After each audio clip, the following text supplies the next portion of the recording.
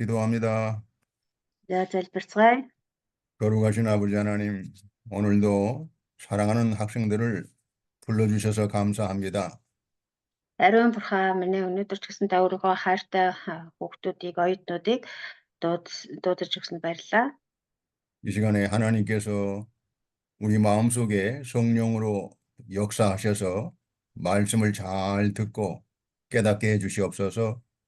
Энэ цагт ариун сүнсээ та бидний дотор үгээ хэлж таны хүч чадлаар бид нар сайн ойлгох туслаарай.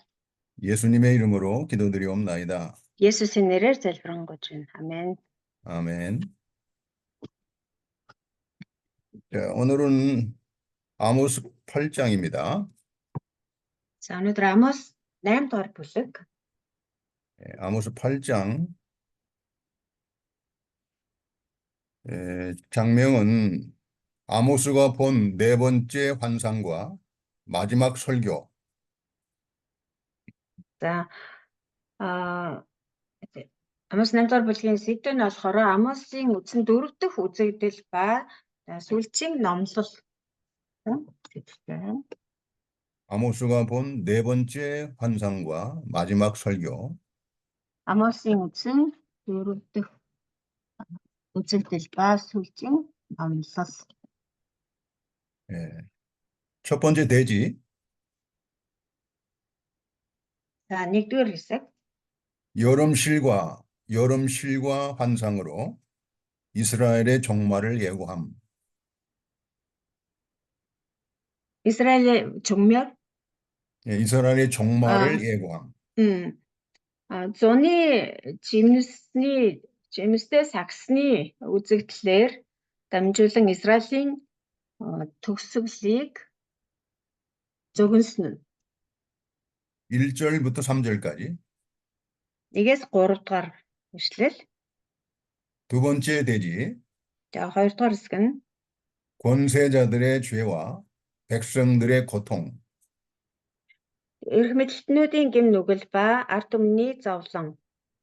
4절로 6절까지입니다. 4-өөс 6 дугаар ишлэл. 세 번째 대지. За 3 дахь хэсэг нь 그들의 멸망을 선언함. тэдний төгсгөлийг суйрлыг тунхагласан нь. 7절로 10절까지. 7-оос 10 дугаар ишлэл. 네 번째 대지. 4-р хэсэг. 말씀의 기근을 당할 때가 온다. үгээр өлсөх өдрүүд ирнэ. 하나님의 말씀을 듣지 못하는 기근을 당할 때가 온다. Өөрөлдөл Бурхны үгийг сонсохгүй, Бурхны үгээр өлсөж цангах өдрүүд ирэх болно гэдэг тухай. 11절로 13절입니다. 11-ээс 13 дугаар ишлэл. 다섯 번째 대지. 5 дугаар хэсэг. 우상 숭배자들은 다 엎드러진다. Шүтэн шүтэгчд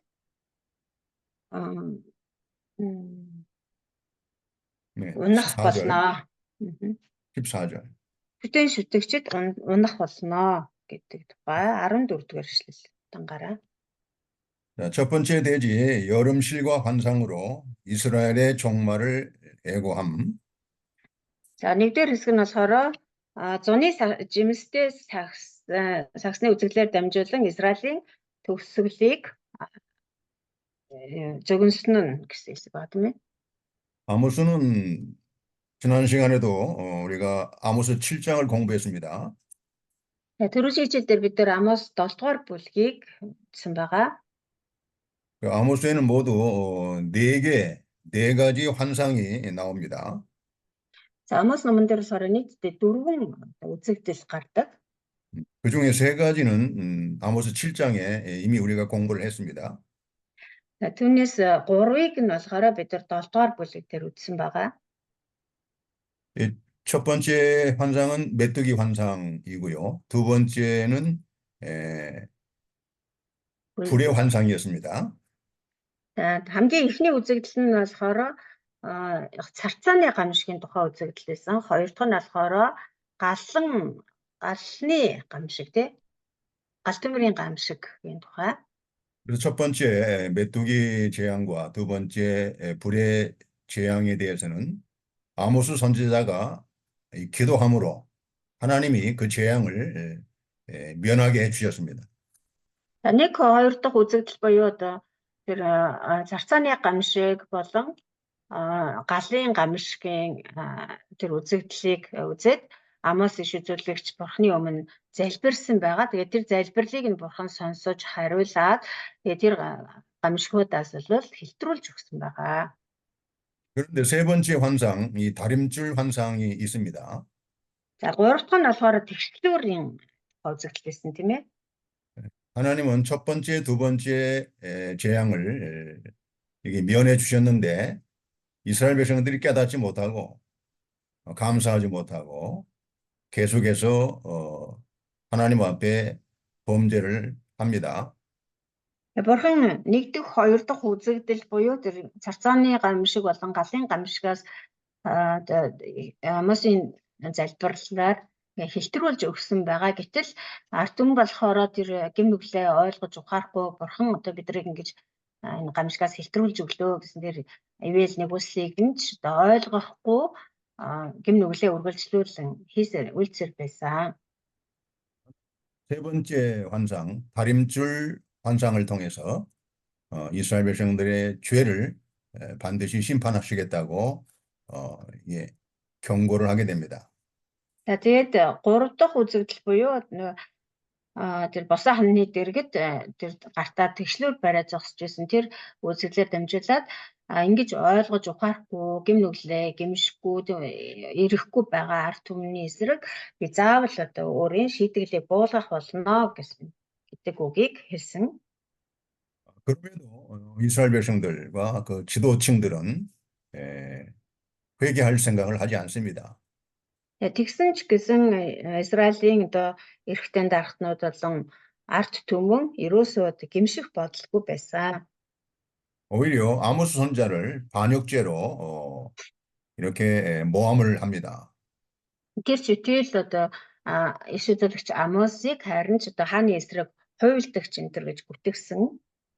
그리고 아모스 선지자를 이렇게 쫓아내려고 이스라엘 땅에서 예언하지 못하도록 이렇게 쫓아내려고 여러 가지로 박해를 합니다.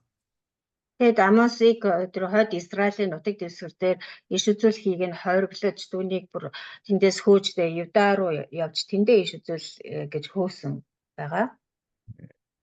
그 앞장서는 사람은 북이스라엘의 아마샤라는 제사장입니다. За тэгэд энэ бүхнийг одоо санаачилж хийсэн тэргүүлж одоо тэр Амосын эсрэг энэ үгийг хэлсэн хүн бол хойд Израилийн тахилч Амасия гэж хүн байгаа. 북이스라엘의 아마스는 베델에서 활동하는 제사장입니다. Тэгээд Амасия болохоор хойд Израилийн Бетел гэдэг газар одоо тахилчийн үгийг гүйцэтгэж байсан тахилч байна. 그 당시에 여로보암 왕의 2세가 통치할 때입니다. Тухайн үед болохоор хойд Израильд 2 дугаар Иробам хаанчилж байсан. 그 왕에게 아모스 선지자를 반역죄로 고발하고 이렇게 처벌해야 된다고 이렇게 모함을 하고 있습니다. За тэгээд тэр Бетелийн тахилч Амасия гэвч нөхөр тэр 2 дугаар Иробамд хаандаа очоод Амос таны эсрэг хуйлдаан зохиож байна гэж худлаа бүтгэсэн байгаа. 그 여로보암 2세가 아모스에 대해서 처벌하지 않자 아마샤는 여러 가지로 아모스 선지자를 위협하고 핍박을 해서 남유다로 쫓아내려고 합니다. Тэгсэн ч гэсэн хаан болохоор юуны тухайн төрөлхөө Амосын эсрэг одоо янз бүр одоо яллах шийтгэх тийм санаа байхгүй байсан. Тэгэхээр нь Амазиа болохоор яасан гэхээр Амосыг одоо чи яв тэр Юда руу очиж тэнд очиж над иш үзүүлэлгээ үзүүлээ. Цаашид энэ Бетелд буюу хойд Израильд чи иш үзүүлж болохгүй гэж хөөж туусан байна. 이때 아모스 선지자는 그 거짓 제사장 아마샤에게 하나님의 심판을 예고합니다. Тэгээд Амос хариуд нь одоо тэр Амасиа бол одоо хуурамч те юу тахилж явах нь шүү дээ. Тэгээд тэр хуурамч иш үзүүлэгч хуурамч тахилч Амасиа тандан бурхны одоо шийтгэлийг иш үзүүлж зөвгөнсөн байгаа. 자, 그러면서 이제 8장 오늘 8장에 이제 말씀이 이렇게 전개되고 있습니다. За түүний дараа 8 дугаар бүлэг буюу одоо хамгийн эхлээд тэр зуны жимстэй сагсны тухай үзэгдэл үзүүлсэн байна. 8장에서는 여름실과 환상을 아모스가 보게 됩니다. За 8 дугаар бүлгийн эхнээс нь харах юм бол бурхан Амост зуны жимстэй сагс үзүүлсэн гэж байна. 자, 그러면 1절과 2절을 읽어주세요. За 1 2 дугаар эшлэгийг уншъя. Эзэн бурхан надад ийхүү үзүүлсэн. Харагдун тэнд зуны жимстэй сагс байсан. Тэр Амоса чи юу харж байна вэ гэхэд би зуны жимстэй сагс гэсэн. Тэгэхэд эзэн надад миний ард түмэн Израилийн эцэс ирсэн. Би хоошид тэднийг хэлтрүүлэхгүй. 이 본문에 하나님께서는 아모스 선지자에게 여름실과 한 광주리를 아모스에게 이렇게 보이게 됩니다. Зуны жимстэй сагсыг бурхан Амост үзүүлсэн.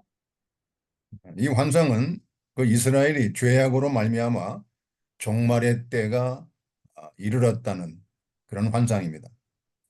За энэ зуны жимстэй сагсны үзэгдэл нь юуг илэрхийлж ирсэн бэ гэхээр Израилийн одоо төгсгөл ирсэн. Гим нүглээсээ болоод эдгээр одоо сүрх гэж байна гэдгийг илэрхийлж ирсэн. 우리가 알다시피 여름 실과는 아주 잘 익은 과일입니다. За бидний сайн мэдж байгаачлан зуны жимс гэдэг бол ингээд хурдан боловсроод ингээд гүйцэд боловсрсон жимс гэсэн үг. 과일이 잘 익으면 사람이 따서 광주리에 담는 것과 마찬가지로 이스라엘 백성이 죄를 많이 행해서 그 죄악에 익은 것처럼 하나님께서 그 죄악에 대해 심판하시겠다는 것입니다.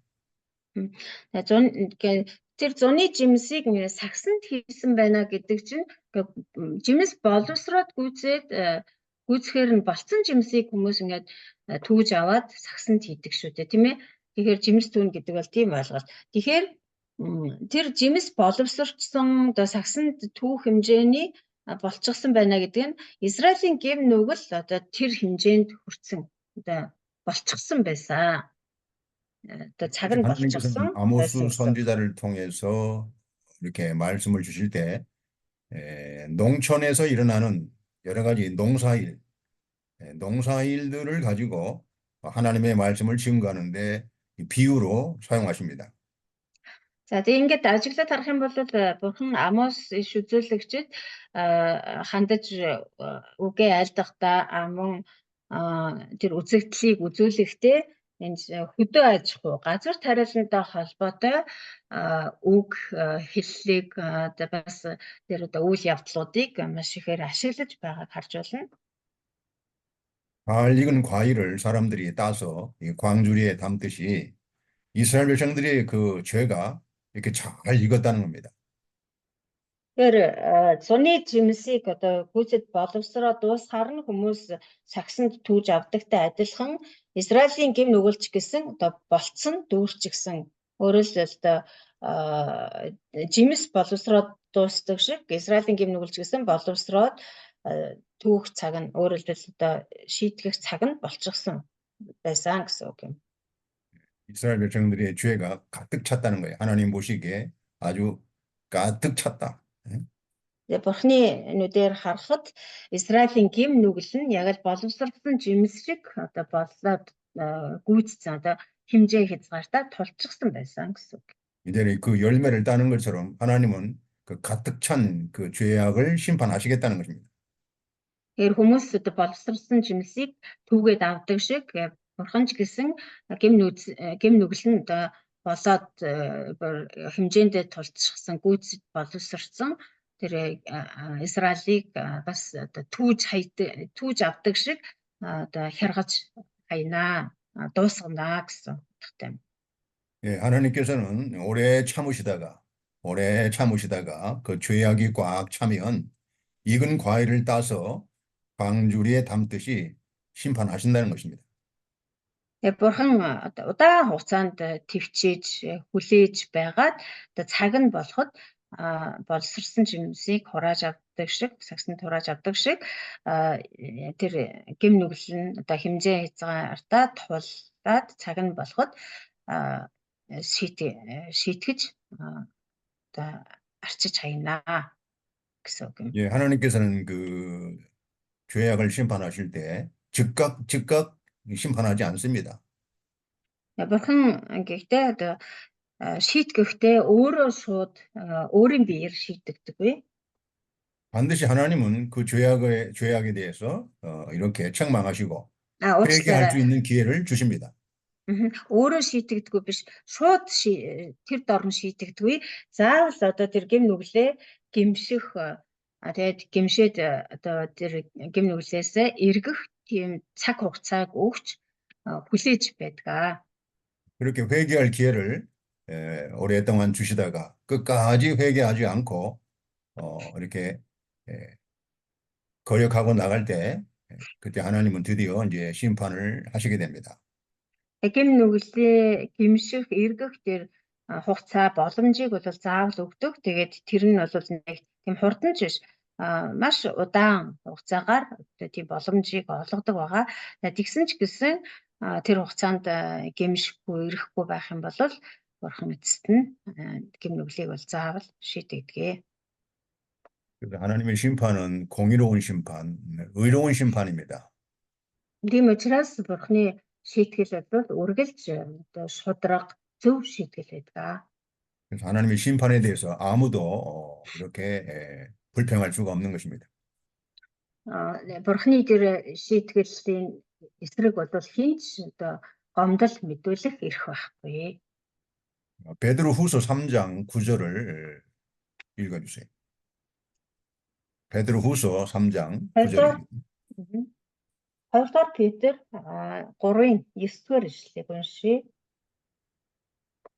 Эзэн удаашрлыг тооцдог зарим хүмүүсийн боддог шиг өөрийнхөө амлалтад хойрог биш билээ. Харин ч тэр хэнийг ч мөхүүлэхийг хүсэлгүй, бүгдийг гэмшилт ирээсээ хэмээн хүсэн та нарт төвчээртэй ханддаг. 하나님께서는 그들의 죄악을 오랫동안 참아 주시다가 아무도 멸망하지 않도록 오랫동안 참으셔서 회개하기를 기다리시는 겁니다. Эндээс харахад ч гэсэн Бурхан хэнийг ч мөхөөхийг хүсдэггүй. Тэгээд урт удаан хугацаагаар тэрээр бүх хүмүүсийг гэмшилт ирээсээ хэмээн хүсэж төвчээртэй хүлээж байдаг гэж хэлсэн байна. 에스겔 33장 11절. За Эс겔 33-ын 11-ийг бас уншъя. 에스겔 33장 11절 읽어보세요. Тэдэнд өгвөл би өөрийн амьд буйгаар тангаргалъя гэж эзэн Бурхан тунхаглаж байна. Би хорон муу хүний үхэл тогтхонч баярлахгүй. Харин хорон муу хүн замаасаа эргэж амьдрахад би баярлах болно. Өөрийн муу замаасаа буцагтун. Тэгвэл та нар юунд өгөх вэ, Израилийн гэрээ? 이것이 하나님의 말씀입니다. 에스겔 33장 11절입니다. 네. 자, 이렇게 하나님께서는 심판을 하실 때 공의롭게, 의롭게 이렇게 하나님이 심판을 하시는 것입니다. Эс겔 33:11 дээр ишлэлээсэн. Тэгээд энэ мэдчлэн Бурхан шийтгэхдээ ч гэсэн үргэлж зөв бөгөөд шударгаар шийтгдэг байгаа. 그래서 하나님은 그들에게 여호와의 말씀이라고 하나님의 삶을 두고 맹세하신다고 전하라는 것입니다. Тэгээ бурхан өөрийгөө амьд байгаагаар тангараглан байж энэ бол миний үг юм аа гэж хэлсэн байгаа.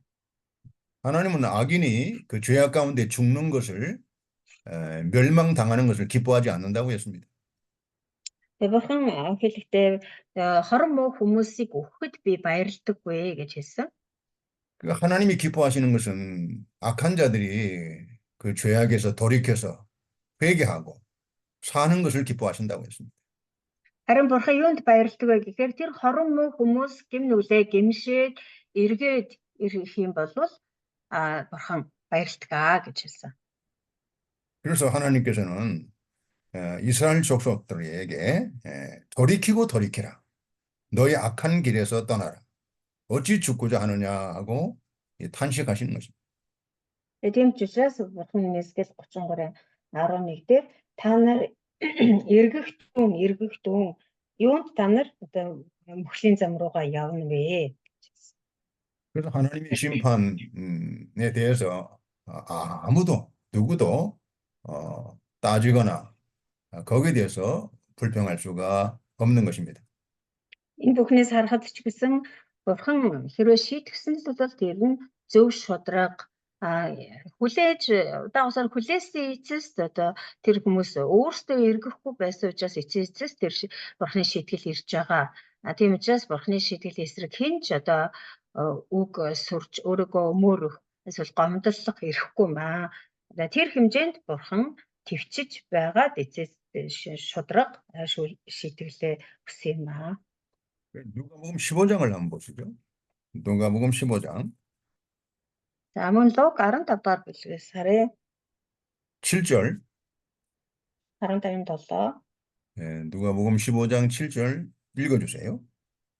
За Луг 15-7 гэж би та нарт хэлье. Мөн үүний адил гимших шаардлагагүй 99 зөв түнээс илүүгээр гимшсэн нэг нүгэлтний төлөө Тэнгэрт илүү их баяр хөөр болох болно. 여러분 하나님의 마음을 아셔야 됩니다. 하나님이 뭘 기뻐하시는지 그걸 우리가 확실히 알아야 됩니다. Бид нар бурхны зүрх сэтгэлийг тэгэхээр ойлгодог, мэддэг байх хэрэгтэй. Бурхан юунд дуртай, юунд дургүй вэ гэдгийг бид нар маш зөв ойлгодог байх хэрэгтэй. 네. 자, 하나님께서 뭘 기뻐하십니까? За бурхан юунд баярлдаг вэ?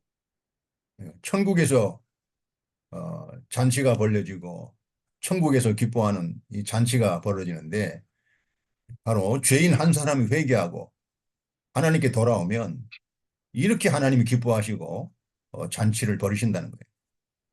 Тэгэхээр тэнгэрт найр наадам болж маш их одоо баяр хөөр болох болно гэж хэлсэн байна. Тэгээ энэ нь одоо юуны улмаас ингэж их баяр хөөр баяр наадам болж байгаа юм бэ гэхээр нэг нүгэлтэй хүн гимшээд эргэсний төлөө эзэн рүү эргэсний төлөө одоо тэнгэрт тийм их баяр наадам болдог байна. 그러니까 우리가 말씀을 전할 때에도 이 하나님의 마음을 가지고 이 하나님의 그 심정을 가지고 우리가 복음을 전해야 되고 우리가 하나님의 일을 해야 됩니다. Бид нэр ч гэсэн бурхны ажлыг хийхдээ бурхны үгийг тунхаглаж номлож байхдаа ч гэсэн яг л ийм бурхны зүрх сэтгэлийг дотроо тээж сургаал номлоо заах ёстой мөн сайн мэдээг тийхүү дэлгэрүүлж итгэгчтэй ч гэсэн тийхүү хандаж байх ёстой маа. 우리들에게 그 하나님의 심정, 그 엘리야의 심정, 하나님의 심정, 하나님의 마음을 가지고 우리가 말씀을 전해야 됩니다. Бид нэр бурхны үгийг тунхаглахдаа бурхны ажлыг хийхдээ яг л Илияд байсан шиг тийм бурхны зүрх сэтгэлээр тунхаглаж бурхны зүрх сэтгэлээр хийх ёстой. 누가복음 5장 32절에도 예수님이 이렇게 말씀하셨습니다. Луг 5-ын 32 дээр ч гэсэн Есүс өөрөө бас хэлсэн байгаа. 나는 의인을 부르러 온 것이 아니라 죄인을 불러 회개시키러 왔노라고 선포하셨습니다. Би зөвхт хүнийг бус харин нүгэлтнүүдийг гимшилт дуудахаар ирсэн юм аа гэж тунхагласан. 그래서 이 복음은 죄인들이 하나님의 말씀을 듣고 자신들의 죄를 회개하고 하나님께 돌아오는 그러한 기쁨의 잔치입니다.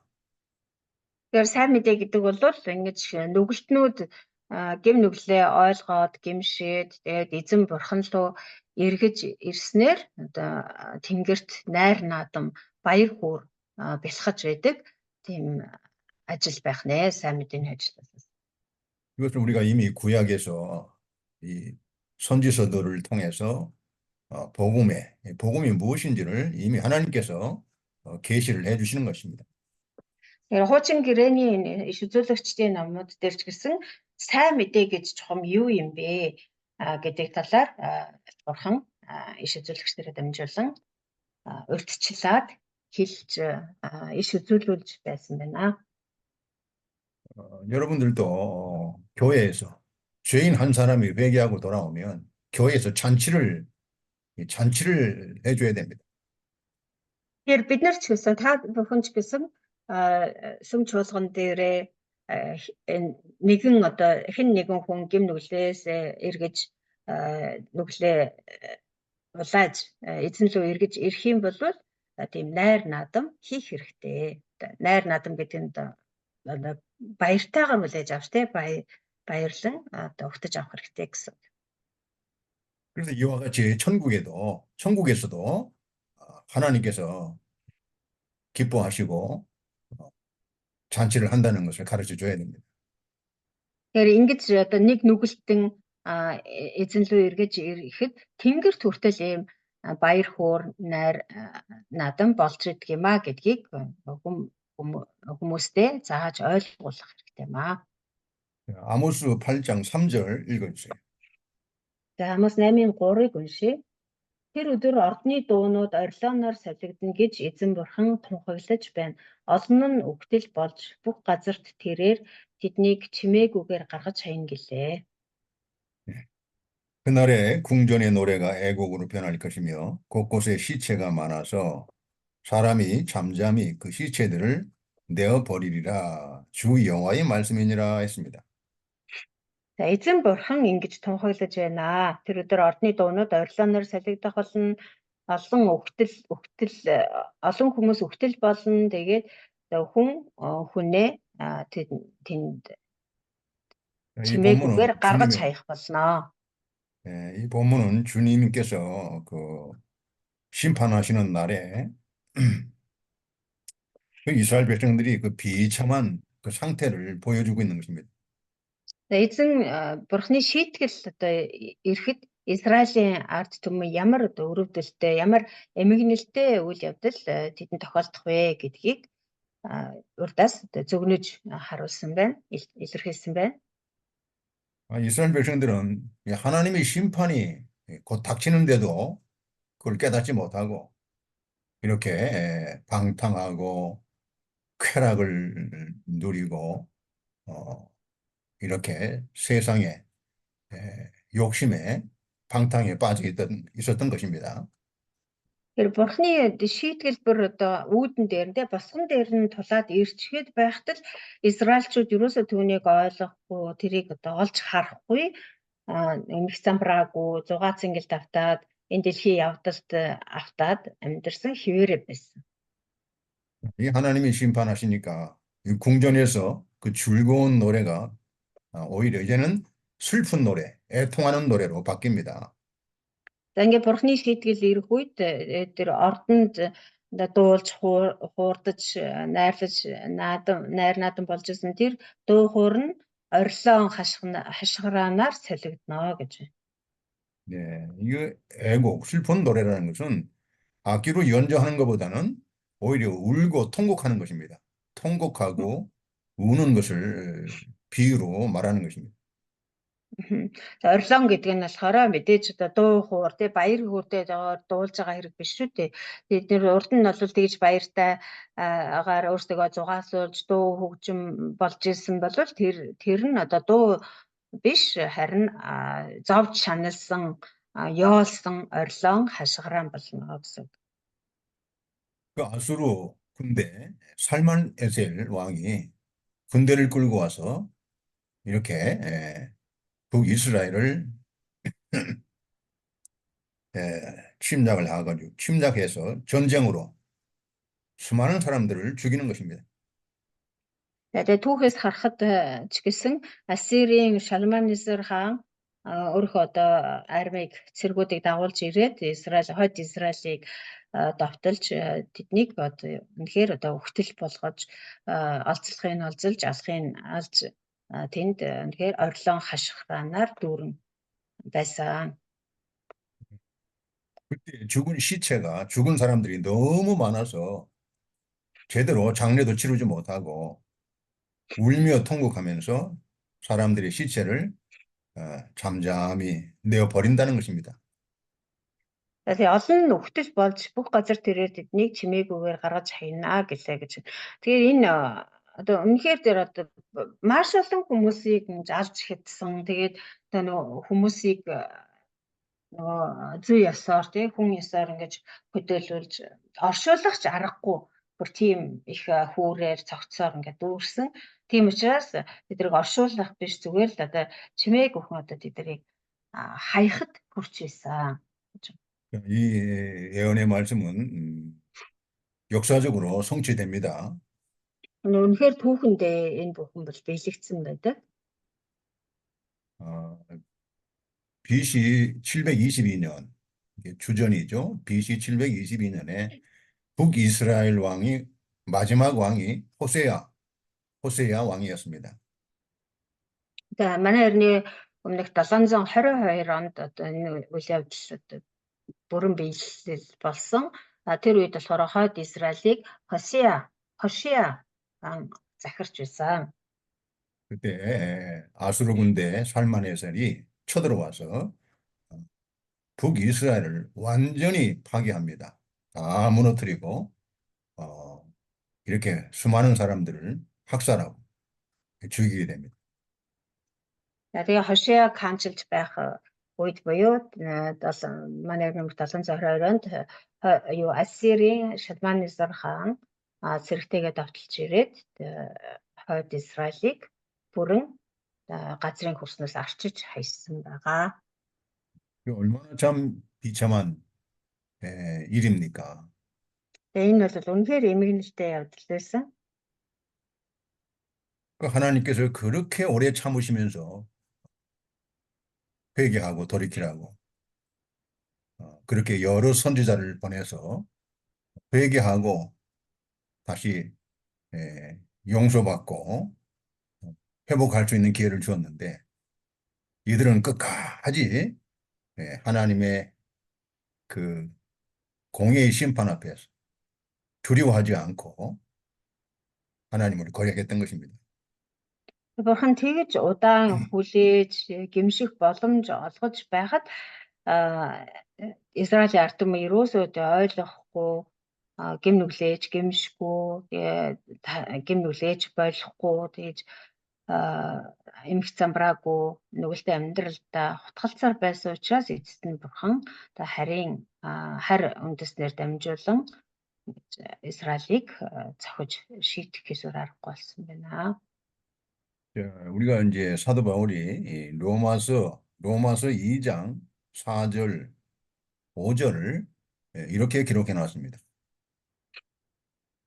Ром 2-ын 4-өөс 5 дугаар эшлэгийг харах юм бол Илч 읽어보세요. Паул ингэж хэлсэн байгаа. Эсвэл та Бурхны инрэл өөрийг чинь гэмшүүлдэг гэдгийг мэдэлгүй.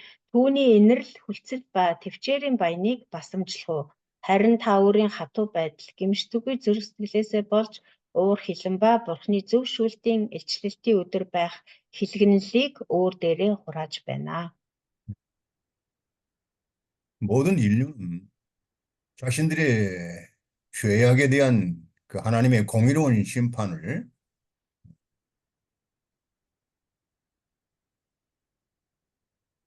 아, 하나님 앞에서 어, 받아들일 수밖에 없습니다. Бүх хүн төрлөختөн бол өөрсдийнхөө хийсэн гэм нүглийн төлөө одоо Бурхны өгж байгаа тэр шудраг зөв шүүлтийг нь тэр шийдэглэлийг нь одоо хүлээн зөвшөөрөхөөс аргагүй юм аа. 참 이렇게 하나님께서 그 죄인들이 회개하고 돌이켜서 하나님의 구원을 받도록 그렇게 오래 참아주시고 참으로 은혜를 베풀어 주셨다는 것입니다. Бурхан одоо бүх хүн төрлөختнийг одоо хэнийг нь ч ялгуулгүйгээр бүгдээр л адилхан нүгэлтнүүд учраас бүгдэнд нь гимшиж эргэх тэр хугацааг адилхан өгсөн тэр боломжийг бол яг адилхан өгдөг бурхан юм аа. 그리고 하나님께서는 마지막으로 독생자 외아들까지 십자가에 못 박혀 죽게 해서 그 피로 수많은 모든 인류의 어떤 죄악을 사해 주시는 그러한 복음의 은혜를 베푸셨습니다. Тэгээ эцэст нь бурхан бүр өөрийнхөө цорын ганц хайртай хүүг хүртэл загалмай дээр тушаах хүртлээ хүн төрлөختний гэм нүглийг уучлж тэгээд тэр сайн мэдээгээр дамжуулан аврагдах тэр боломжийг үе таалахыг нээж өгсөн. Тийм одоо инэрэнгүй нэгүүлсэнгүй бурхан. 로마서 1장 16절. За мөн Ром номын 1:17 уншъя. 읽어보세요. Бурхны хүртээх зөвхт байдал нь сайн мэдээний дотор илчлэгдсэн бөгөөд итгэлээс итгэлд хүргэдэг.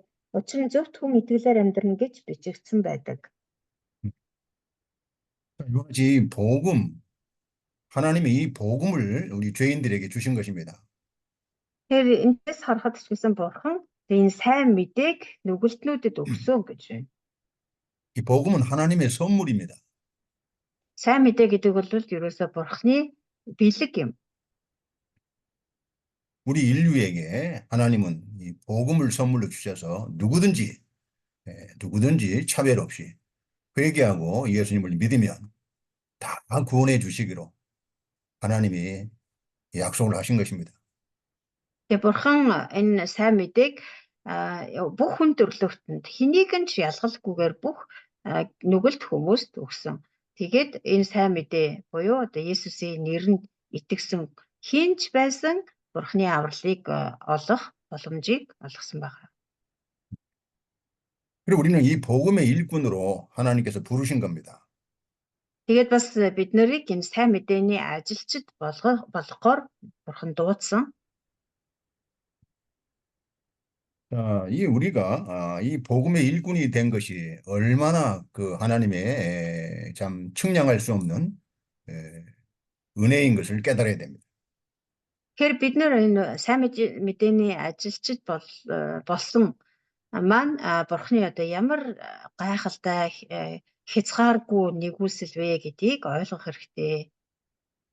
그래서 우리가 요한복음 3장 16절이 복음 중의 복음입니다. 가장 복음의 핵심적인 그 요절 말씀입니다. 요한복음 3장 16절. Тэгээ Иохан номын 3:16 дахь эшлэлдээ бол үнэхээр хамгийн дээд сайн мэдээ гэж хэлж болно. хамгийн төгс сайн мэдээ гэж хэлж болно. 3장 16절 보시면 하나님의 세상을 이처럼 사랑하사 독생자를 주셨으니 이는 저를 믿는 자마다 멸망치 않고 영생을 얻게 하려 함이라 하겠습니다. За Бурхан ертөнцийг үнэхээр хайрлсан тул царийн ганц хүүгээ өгсөн. Ингэснээр бүгд итгэгч хинч мөхөхгүй харин мөх амьтаа болох юм аа гэсэн байна. 17절에도 하나님이 그 아들을 세상에 보내신 것은 세상을 심판하려 하심이 아니라 그로 말미암아 세상이 구원을 받게 하심이라고 했습니다. 17 дугаар эшлэлээр ч байсан Бурхан өөрийн хүүгээ ертөнцийг яллахын тулд биш харин түүгээр дамжуулан ертөнцийг аврахын тулд ертөнц рүү илгээсэн билээ. 18절에도 그를 믿는 자는 심판을 받지 아니하는 것이요 믿지 아니하는 자는 하나님의 독생자의 이름을 믿지 아니함으로 벌써 심판을 받은 것이라고 했습니다. Цааш нь 18 түүнд итгэдэг хүн яллагдахгүй харин үл итгэдэг хүн аль хэдийнэ яллагдсан. Учир нь тэр хүн Бурханы цорын ганц хүүгийн нэрэнд итгээгүй юм аа. 우리가 전하는 복음이 사람의 그 영혼을 살리는 것입니다. Бид нарын тунхагладаг сайн мэдээ бол хүний сүнсийг нь авардаг сайн мэдээ юм. 가장 중요한 일이 이 세상에서 가장 중요한 일이 그 사람의 영혼을 살려서 구원받게 하는 겁니다. 구원받게 해서 영생을 얻게 하는 겁니다. Энэ дэлхийд дээр хамгийн чухал ажил бол ерөөсөө хүний сүнсийг аварж мөнх амийг өгөх ажил юм. 우리는 복음을 가지고 죄인들의 영혼을 우리가 살려서 하나님께 인도하는 그런 직무를 하나님이 우리한테 맡기신 거예요. Тэгэхээр бид нэр тэр сайн мэдээгээр хүмүүсийн тэр сүнсийг аврах ийм чухал ажлыг Бурхан биднэрт даалгаж өгсөн байгаа.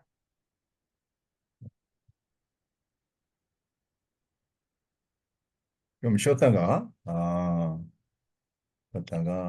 4시 7분 아니 4시 5분 4시 7분 4시 7분에 다시 시작하겠습니다. 몇 분이요? 지금 4시 7분 기도합니다. баярлалаа. За залбираад хичээлээ эхлэе. 거룩하신 아버지 하나님, 저희들에게 하나님의 마음을 품게 해 주시옵소서. Ариун Бурхан минь та бидэнд өөрийнхөө зүрх сэтгэлийг өгөөч. 죄인 하나가 회개하고 돌이키면 하나님이 그렇게 기뻐하신다고 했습니다. Гим нүгэлтэй нэг хүн гимшээд эргэж ирэхэд Бурхан та үнэхээр их баярлдаг гэж хэлсэн. 우리가 복음을 잘 전해서 죄인들이 회개하고 하나님께 돌아오는 이 역사가 많이 일어나게 해 주시옵소서. Бид нар таны сайн мэдээг тунхагласнаар олон гим нүгэлтэй хүмүүс эзэн тань руу эргэж ирэх гайхалтай баярт явдлууд олноороо тохиолдох болтугай. 그래서 몽골의 하나님의 나라가 점점 넓어지고 확장되고 잘 커나갈 수 있도록 축복해 주시옵소서. Тиймээс Монгол нутагт таны хаанчлал улам өргөжин тэлэх гайхалтай эрүүлтэй өдрүүдийг эрүүлж өгөөч. 이 시간에도 하나님의 말씀을 잘 듣고 깨닫게 해 주시옵소서. Энэ цагт ч гэсэн Бурхан таны үгийг сайн сонсоод сайн ойлгож ухаарч чадахад нь туслаарай. 예수님의 이름으로 기도드리옵나이다. Есүсийн нэрээр залбирanгуйч. 아멘. 자, 이 시간은 아모스 8장 두 번째 대지입니다. За одоо Амос номын маань 8-ын 2 дахь хэсгийг бүгдээ 권세자들의 죄와 백성들의 고통에 대해서 эрх мэдлэлтнүүдийн гэм нүгэл ба ард түмний зовлон гэсэн хэсэг байгаа. Гарчигтай байгаа. 4절부터 6절입니다. 4-өөс 6 дугаар эшлэл. 4절 읽어주세요. 4 дугаар эшлэг уншия. Гачигдсан хүмүүсийг гიშгчдэг та нар үүнийг сонсцгоо. Та нар нутгийн даруй хүмүүсийг устгах гэж. 가난한 자를 삼키며 땅에 힘없는 자를 망하게 하려는 자들아 이 말을 들으라 하고 하나님이 지금 경고를 하고 있는 것입니다. Бурхан сануулж хэлж байна. Гачигдсан хүмүүсийг гიშгчдэг та нар одоо үүнийг сонсцгоо. 자, 이 본문은 이스라엘의 그 권력자들, 그 지도층이 있는 사람들의 죄를 하나님이 책망하시는 겁니다. Мөн та нутгийн даруй хүмүүсийг устгах гэдгээ гэж хэлсэн байна. За энэ нь болохоор Израилийн тэр эрэгтэн дархтан захирагч тийм ээ ноёд гэх мэт энэ эрх мэдэлтэй хүмүүсийг хүмүүст хандаж хэлж байгаа сануулга байна. За тэгээд тэр хүмүүс болохоор яадаг вэ гэхээр ард түмнийг гисгчдэг даруй хүмүүсийг устгах гэдэг гэж байна. 이 권세자들의 죄는 여기에 뭐라고 나와 있습니까? Эрх мэдэлнүүдийг одоо ямар гэмнүгэл үлддэг гэж хэлсэн байна вэ? 가난한 자들을 삼키고 힘이 없는 자들, 약한 자들을 망하게 하려는 자, 그런 죄를 짓고 있는 것입니다. Яг ямар гэмнүгэл гэж хэлсэн бэ нэгээр гачигсан хүмүүсийг гიშгчдэг, даруй хүмүүсийг устгах гэдэг гэсэн байна. 우리는 이 나라의 권세자들에게도 지도층에 있는 사람들에게도 우리는 복음을 전해야 됩니다. Бид нэр бол улс орны ялангуяа удирдлага тийм ээ эрхтэн дархтан тэр дээгүүр дээд давхаргийнханд сайн мэдээг ялангуяа 어느 дамжуулах хэрэгтэй. 어느 시대든지 이 권력을 잡은 자들, 또 부자들, 이 지도층에 있는 사람들, 그들의 죄를 성경은 낱낱이 증거하고 있습니다. Библиэс харах юм бол аль ч цаг үеийн удирдах албан тушаал дээр байгаа болон эрх мэдэлтэй хүмүүс мөн баячуудад хандаж тэдний үлдэж байгаа гэм нүглийг нэг нэгэнгүй тоочж хэлсэн байдаг Библиэлд. 우리는 그들을 사랑하는 마음으로 하나님의 말씀을 전해줘야 됩니다. Тийм учраас бид нар болов тэднийг хайрлах зүрх сэтгэлтэй байх хэрэгтэй. Тэгээд Бурхны тэр үгийг буюу сайн мэдээг тэдэнд бас дамжуулж хэлэх ёстой, ярих ёстой юм аа. 우리는 가난한 자들, 부자들, 힘없는 자들, 또 권세자들에게 차별 없이 하나님의 말씀을 전해줘야 됩니다. Бид нар Бурхны үгийг ерөөсөө баян гэлтгүү, ядуу гэлтгүү альсгүй л одоо харц ард гэх юм уу альсгүй эргэтэн дархтнууд гэж ерөөсөө ялгарлахгүйгээр бүгдээрэнд нь энэ сайн Бурхны үгийг сайн мэдээг дамжуулах ёстой. 그 하나님이 기뻐하시는 것입니다. Энэ бол Бурхны таалдаг зүйл юм аа. 자, 5절 읽어보세요. За 5 дахь эшлэгийг уншийе. Шин сар хизээ өнгөрөх вэ? Тэгвэл бид үр тариагаа зарах юмсан. Амралтын өдөр хизээ өнгөрөх вэ? Тэгвэл бид улаан буудаан худалдааг нээх юмсан. Энэ нь Ефаг жижигрүүлж шекелийг томруулахын тулд хуурамч жинлүүрээр мэхлэхийн тулд бөгөөд. 이것은 이스라엘의 지도층에 있는 사람들, 권세자들이 이러한 마음을 가지고 형식적으로 예배를 드리고 있다는 것입니다. За энэ эдгээр нь юу гуглж байгаа юм бэ гэхээр Израилийн одоо тухайн үеийн эрх баригчид удирдагч нар яг одоо ард түмний эсрэг ингэж ханддаг байсан байна. Тэгээ бүр цаашлах юм бол одоо тийм хэлбэр төдий мөрөглийг бурханд өргөдөг байсан байна гэдгийг илэрхийлж байгаа. 여기 본문의 월삭, 이 월삭은 매달 초 하루에 하나님께 번제를 드리는 날입니다. Шинэ сар хизээ өнгөрөх вэ гэсэн байна. Тэгээ шинэ сар гэдэг нь болохоор юу сар болгоны эхний өдөр буюу сар бүрийн нэгэнд бурханд өргөдөг тийм юу мөргөл өргөдөг байсан бай. 그래서 이스라엘 백성은 월삭에는 일을 하거나 어떤 영업적인 그런 장사를 해서는 안 되는 날입니다. За тэгээд сар болгоны нэгэнд эзэн бурхандаа мөргөл өргөдөг байсан. Энэ нь бол бүр тогтоогдсон байсан. Тийм учраас Израильчууд сар бүрийн нэгэнд ямар нэг ажил хийдэггүй, худалдаа наймаа эрхэлдэггүй байсан. 또 안식일 역시 이 세상 일을 해서는 안 되는 이 거룩한 성일입니다. Дараа нь болохоор амралтын өдөр гэж байна тийм ээ. Амралтын өдөр хизээ өнгөрөх вэ? Амралтын өдрийг бол бурхан анханасаа тогтоож өгсөн 7 дахь өдөр байгаа. 이와 Тэгээд 같이 6 дахь өдөр. Тэгээд энэ өдөр бол амралтын өдөр бол ерөөсөө энэ одоо нийгмийн ажил төрөл эрхлэх энтрийг бол хоригдсан. 예, 이와 같이 월삭이나 안식일은 이스라엘 백성들이 하나님께 예배를 드리는 날입니다. Тэгэхээр энэ шинэ сар буюу одоо сарын эхний өдөр болон амралтын өдөр гэдэг бол Израильчүүдийн хувьд ажил хийхгүйгээр зөвхөн эзэн бурхандаа хүндэтгэл мөрөлийг өргөж өнгөрүүлдэг тийм тэмдэглэлт албан ёсны өдөр байсан. 속죄 제사를 드리는 날이죠. Тэгээ энэ өдөр болохоор тэр нүглийн уучлалыг тахилыг өргөдөг байсан. 자신들의 죄를 대신해서 하나님이 정하신 속죄물을 가지고 와서 그 속죄물이 대신 자신들의 죄를 속죄하는 그런 속죄 제사입니다.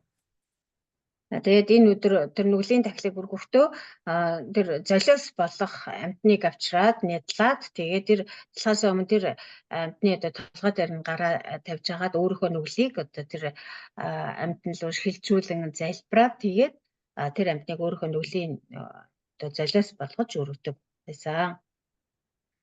이와 같이 예수님이 오시기 전에는 그 이스라엘 백성들의 그 죄를 속죄하는 제도가 속죄물, 짐승의 피를 가지고 속죄를 받았습니다. Тэгээ Иесусыг ирэхээс өмнө бол одоо хүмүүс Израильчууд энэ нүглээ яаж одоо намжилдаг, нүглийн тэр уучлалыг яаж хүртдэг байсан бэ гэхээр тэр тахилын амьтныг нядлаад одоо нядлахаас өмнө тэр өөрийнхөө гим нүглийг тэр амьтанд шилжүүлж залбираад тэгээд тэр амьтнаараа тахил өргөснөрөө нүглийн уучлалыг хүртдэг байсан. 이제 예수님이 오신 다음에는 짐승의 피를 가지고 속죄하던 그 모든 의식은 다 이제 폐하여진 겁니다. Харин Есүсийг ирснээс хойш бол ямар нэгэн амьтны цусыг урсгаж тэр цусаар нь тахил өргөснөрөө нүглээ уучлуулдаг байсан ийм тогтолцоо бол байхгүй болсон. 그래서 오늘날은 예수님의 보배로운 그 피로 말미암아 모든 죄를 사함 받았습니다. Өнөөдөр бол бид бүгдээрээ Есүсийн дээр бидний төлөө урсгасан тэр эрдэнэ мэд цусны одоо төлөөсөөр гэм нүглээ уучлуулцгаасан. 아모스 당시에는 이와 같이 이스라엘 백성들이 월삭이나 안식일에는 반드시 하나님 앞에 속죄 제사를 드리게 되어 있습니다. Харин одоо Амос гэх мэт хуучин гэрээний иш үзүүлэгчдийн үед хуучин гэрээний үед бол тэр амралтын өдөр болон сар бүрийн эхний өдөр амьтнаар тахил өргөж нүглийн уучлалыг бүтдэг байсан байна. 그리고 자신들의 죄를 대신해서 이렇게 죽어가는 그 짐승들의 고통을 볼 때 자신들이 회개하고 하나님 앞에 정말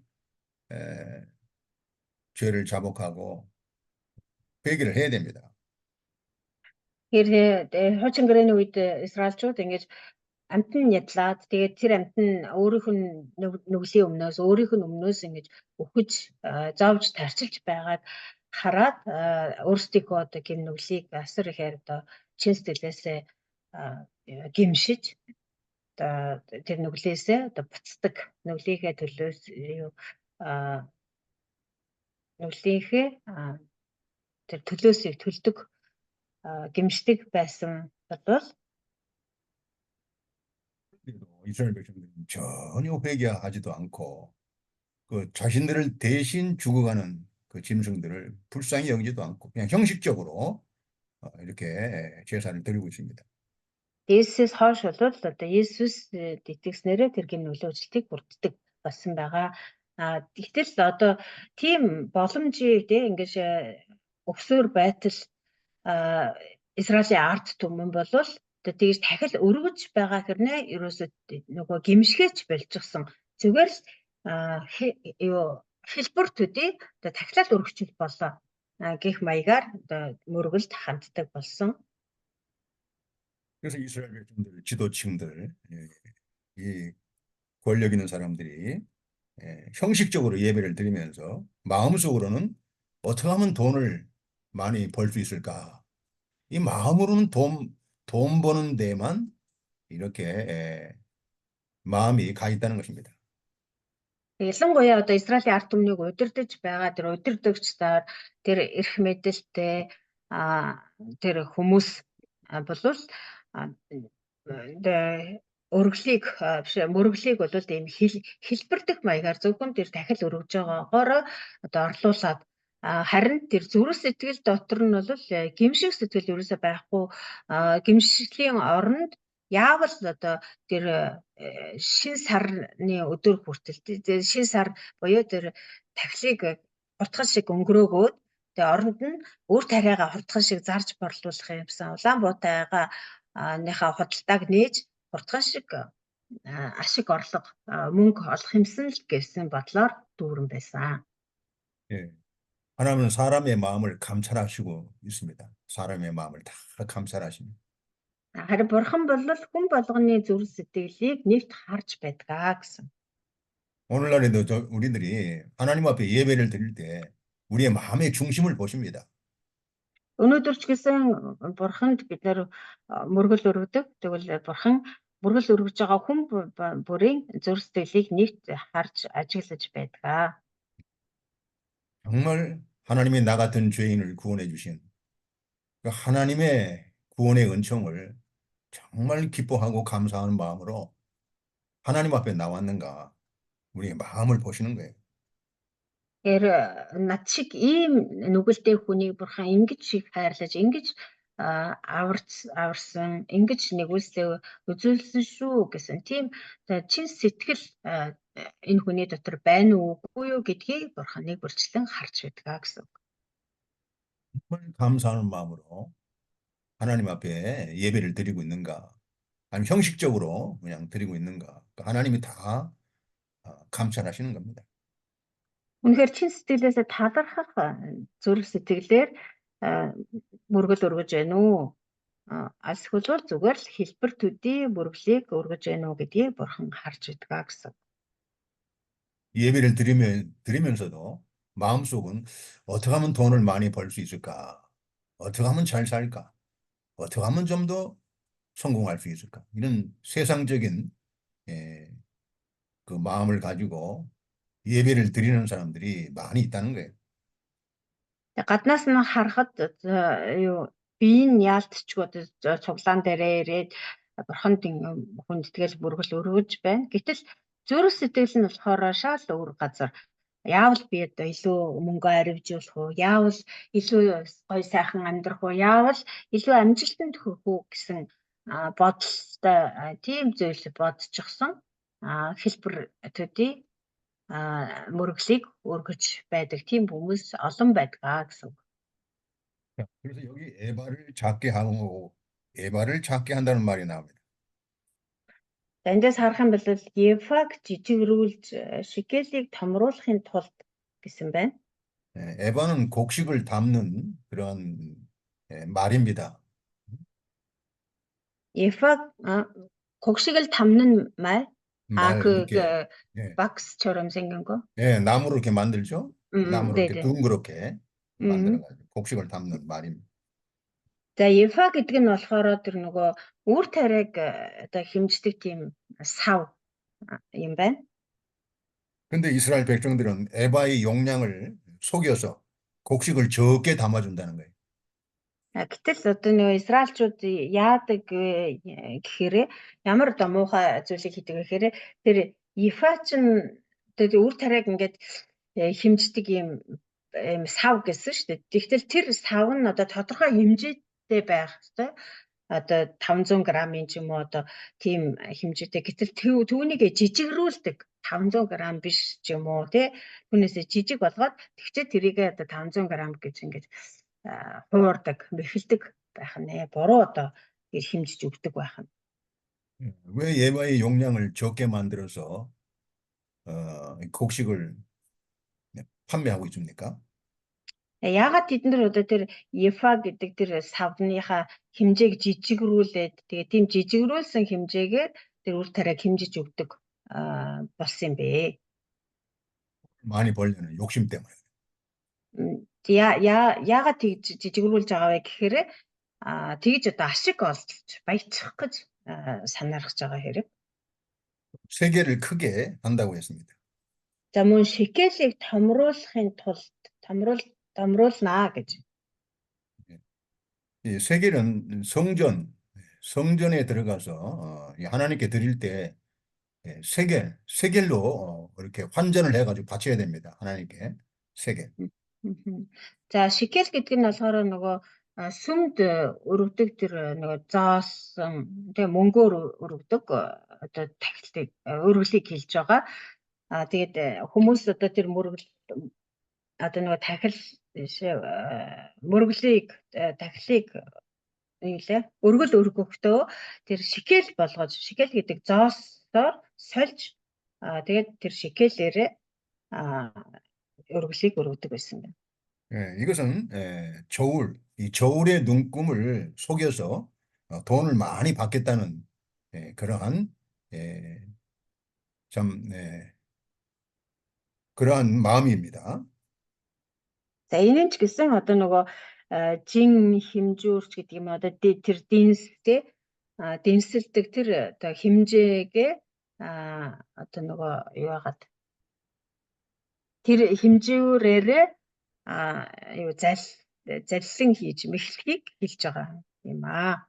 Одоо нөгөө манай одоо худалдаачид дээр байдаг та нөгөө грамаар ингэж тэ жин хэмжүүрээ нөгөө юу яадаг гэж тохируулаад тий худлаа одоо 10-20 грамын наан цаан болгож ингэж хуурч мэхэлдэгтэй адилхан. 저도 몽골에 이제 가면은 그 시장에 들어가서 이렇게 저울 다는 것도 보고 또 이렇게 곡식을 팔 때 이런 말 같은 것도 이렇게 보는데 여러분 시장에 가면은 장사꾼들이 돈을 많이 벌려고 이렇게 용량을 속이고 저울 눈금을 속인다는 거예요. Би бас юу Монголд очиод зах махаар ингээд явж үзчихсэн. Тэгэхэд бас зах дээр худалдагч нар тийм одоо жин туухаач гэдэг юм уу одоо янз бүрийн жингээр одоо жинлэж эсвэл янз бүрийн одоо саваар ингэж хэмжиж өгж байгааг нь харж байсан. Тэгэхээр одоо израильчууд бол яг тийм маягаар одоо ефа шикел гэх мэт юм жин одоо хэмжүүрүүдийг хэрэгэлдэг байсан. Тэрийгэ багасгаж жижиг тогмсгох гэх мэт арга зал хэрэглэж мэхэлдэг. 잠언 11장 1절. Мэхэлж одоо юу яадаг байсан? Залилдаг байсан. Хуурдаг байсан мэн. 잠언? 네, 잠언 11장 1절. Сургаалт өгс 11:1. 읽어보세요. Алдаатай дэнслэх нь эзний зэвүүцлийг төрүүлдэг, харин зөв дэнслэх нь түүнд тааламжтай ажээ гэсэн. 자, 속이는 저울은 여호와께서 미워하신다고 했습니다. За худал дэнслэх нь одоо худлаа ингэж жинлэж хэмжиж өгөх нь эзний зэвүүцлийг төрүүлдэг гэсэн. 그러나 공평한 주는 하나님이 기뻐하신다고 했습니다. Харин шудраг зөв дэнслэх нь бол бурханд тааламжтай байдаг. 우리가 장사를 하더라도 우리가 하나님 기뻐하는 대로 공평한 추를 사용해야 됩니다. Бид нэр өөрсдөө одоо худлаа намаа эрхэлтэй ч гэсэн одоо ингэж ерөөсөө алдаатай тий худлаа буруу дэнсэлж буруу хэмжиж ингэж хүмүүсийг залилж мэхэлж болохгүй. Тэгэх юм бол эзний одоо зэвүүцлийг төрүүлнэ. 시장에 가서도 하나님의 말씀을 전해줘야 됩니다. За бас нөгөө дээгүүр бид нар одоо зах зээлийн газраар тий дэлгүүр хоршоогоор явж байхдаа ч гэсэн эзний одоо үнэн зөв тэр үгийг бид нараас хүмүүст ярьдаг, дамжуулдаг байх хэрэгтэй. 사도 바울도 이렇게 선교 여행을 하면서 시장, 그 지역의 시장에 가서 네, 하나님의 말씀을 많이 전했습니다. Илч Паулыг ч гэсэн харах юм бол одоо сайн мэдээний аяллуудаар явж байхдаа тухайн газрын одоо тухайн нутгийн хүн олон цугладаг газруудаар ялангуяа одоо зах зээлийн газруудаар бол маш их явж сайн мэдээг тунхагладаг байсан. 우리가 시장에 가도 죄인들이 많이 있습니다. 그 죄인들에게 복음을 전해서 회개하고 하나님께 돌아오도록 해야 됩니다. Зах дээр очиход ч гэсэн мэдээж одоо тэнд бол маш олон тийм гэмт хүмүүс те нүгэлт хүмүүс цугласан байдаг. Тэгэхээр тийм газар очоод зах дээр дэлгүүр хошоогоор явж байхдаа ч гэсэн бид нар Бурхны үг буюу сайн мэдээг ярьдаг, тунхагладаг байх хэрэгтэй. 읽어주세요. 아모스 8장 6절. За 8-ын 6-г уншъя. Ядуусыг мөнгөөр гачигдсныг хос шахаагаар худалдан авч мөн бид улаан будаан хаяглыг зарахын тулд юм гэдэг. 자, 6절에도 이 지도층에 있는 사람들, 이 권세자들이 부자들이 이러한 죄를 짓고 있다는 것입니다. Энэ 6-р ишлээс ч гэсэн харахад Израилийн тэр өдөрдөгч нар, эргэтэн дархтан хүмүүс, мөн баячууд одоо ард түмнийг ядуусыг ингэж дарлаж гიშгчдэг байсан гэдгийг өгүүлсэн байна. 예, 은으로 힘없는 자들을 이 종으로 사서 부려먹는다는 것입니다. Ядуусыг мөнгөөр худалдан авч гачигдсныг нь хос шахаагаар худалдаж авдгаа гэсэн байна. Энэ нь болохоор одоо тэр ядуу хүмүүсийг гачигдсан дутагдсанаар нь далимдуулаад хямдхан худалдаж авч мөнгөөр ингэж худалдаж аваад боолчилдог, зарцалдаг байсан гэсэн. 흰 한 켤레로 가난한 자들을 종으로 사서 부려먹는다는 거예요. Дөнгөж одоо хос шахааны үнээр худалдаж авч боолчилдог байсан байна. 그리고 자기들이 먹지 못하는 그 밀찌꺼기, 그 밀찌꺼기를 이 가난한 자들에게 돈을 받고 판다는 것입니다. За тэгээ бас харах юм бол улаан будаан хаягдлыг зарахын тулд юм аа. Улаан будаан хаягдал гэдэг чинь одоо хүн идэхийн аргагүй дээр одоо хог, өвтөс одоо юу гэдгийг хальт төдий тийм одоо хаягдлыг нь ядууст ингэж мөнгөөр худалддаг байсан гэсэн үг. Одоо хүн өөрсдөө болохоор улаан будаагаа тэр будаанхаа одоо үр тариаг ин сайныг нь одоо ялгаж идээд хаягдлыг нь болохоор ядуучуудад худалддаг байсан. 이게 참 이 가난한 자들을 불쌍히 여기고 그들을 좀 도와줘야지요. Тэгээ уул нь бол одоо тэр ядуусыг энерч өрөвдөж энерч тэднийг халамжиж туслах ёстой. 잠언 19장 17절.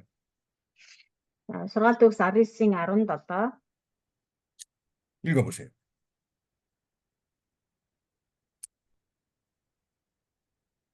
Ядуу хүнд харамгүйгээр өгөгч хүн эзэнд зээлүүлж байгаа хэрэг тэр хүний сайн үлийнхэн төлөө эзэн буцааж төлнө. 이 가난한 자를 불쌍히 여기는 것은 여호와께 구워드리는 것이니 그의 선행을 갚아주신다고 했습니다. Ядуу хүнийг одоо өрөвдөж инэрх юм бол тэр нь эзэнд зээлдүүлж байгаа хэрэг юм аа.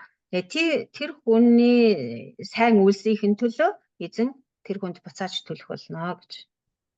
이 가난한 자를 불쌍히 여기서 도와주는 거 하나님이 기뻐하시고 반드시 보상을 해주신다는 거예요. Ядуусыг ингэж инэрч туслах юм бол Бурхан ерөөсөө мартахгүй заавал эргүүлээд төлж өгөх болно. 자, 아모스 8장 세 번째 대제입니다. За цааш нь үргэлжлүүлээд Амос 8 дугаар бүлгийн 3 дугаар хэсэг. 그들의 멸망을 하나님이 선포합니다. Израилийн суйрлыг бурхан тунхагласан байна. 그들이 끝까지 회개하지 않고 Эдгээр эцсийн 죄에서 죄에서 떠나지 않으니까 하나님이 그들에게 멸망을 선포합니다. Израильчууд ерөөсөө эцсийн хүртэл гимшгүй, гим нүглээс эргэж буцахгүй байсан учраас эцэст нь бурхан тэдний эсрэг мөхлийг нь суйрлыг нь тунхагласан байна. 7절과 8절 읽어주세요. 8-9 шүтэл. Биш 7-8 дор шүтэл. Эзэн Яаковын бардамналаар тангаргалсан. Үнэхээр би тэдний ямар ч үйлдэлийг нь хизээж мартахгүй. Үүнээс болж газар хөдөлж тэнд оршдог хүмүүр гашуудахгүй гэж үү. Үнэхээр энэ бүгд нийл шиг босож шидэгдэн Египтийн нийл шиг буурах болно. 이 본문은 하나님께서 그들의 불의한 행위를 반드시 기억하고 심판하시겠다는 그런 경고입니다. За энэ болохоор бурхан тэдний ёс бус үйлдэлийг ерөөсөө мартахгүй харин тэднийг заавал энэ үйл ёс бус үйлдэлийн төлөө шийтгэх болно гэж сануулж байгаа хэрэг. 네. 그래서 이 지도층에 있는 사람들, 이 권세자들의 죄 때문에 온 땅이 떨며 놀라고 애통하겠다는 것입니다. Тэгээ Израилийн дээр удирдагч нар тэр эрх мэдэлтнүүдийн энэ ёс бус үйлсээс болж газар хөдөлж дээр нь оршдог хүмүүр гашуудах болно гэсэн юм. 마치 이집트의 나일강이 이 봄 홍수로 이게 넘치는 것 같이 하나님께서는 재앙을 홍수처럼 내리시겠다는 것입니다. Тэгээ энэ бүхэн нийл шиг босож шидэгдэн нийл шиг буурах болно гэж. Энэ нь болохоор тэр нийл мөрөн үерлэхээр одоо маш аимшигтай болж одоо улаанаараа эргэлдэнтэй тэр хавийн хамаг одоо юмсыг одоо сүйтгэдэгтэй адилхан тийм аимшигтай шийтгэл байх болно гэсэн үг. 10절 읽어보세요. 9-절 10절요. 예, 예. За 9 дугаар ишлэгийг нь уншъя. Эзэн бурхан тунхаглаж байна. Би үд дунд нарыг жаргаж гэрэлтэй өдөр газрыг харанхуй болгохын тулд энэ нь тэр өдөрт болно. Тэгээд би та нарын баяр наадмуудыг гаслан та нарын бүх дууг гашуудал болгон эргүүлнэ. Би хүн бүрийн ууцанд таар өмсгөж толгой бүрийг халдсан болгоно. Би үүнийг ганц хүүгийнхээ хойноос гашуудах үе мэт болгох бөгөөд үүний төгсгөл нь гашуун өдөр мэт байх болно. 자, 이 본문도 하나님의 심판의 날에 이스라엘 백성들이 전쟁으로 인해서 이렇게 멸망을 당하는 이 비참한 모습을 지금 보여주고 있는 것입니다. Тэгэхээр тэр эзний шийтгэлийн өдөр ирэхэд дайнд ажны хүлд Израилийн ард түмэн ийм одоо гашуун эмгэнэлтэй өдрийг одоо үзэх болно гэдгийг урьдчилж илэрхийлж хэлсэн байна. 이 말씀도 아수르 군대를 통해서 하나님이 역사적으로 심판을 하셨습니다. Түүхээс харах юм бол эзэн бурхан энэ сануулж хэлсэн үгээ Ассирийн тэр түрэмгийлэлээр дамжуулан биелүүлсэн байдаг. 네 번째 대지. За дөрөв дэх хэсэг нь 말씀의 기근을 당할 때가 온다는 것입니다. тэр бурхны үгээр өлсөх өдрүүд ирэх болно гэсэн байна. 자, 하나님의 말씀을 듣지 못하는 기근의 때가 반드시 온다는 것입니다. Бурхны үгийг сонсож чадахгүй, бурхны үг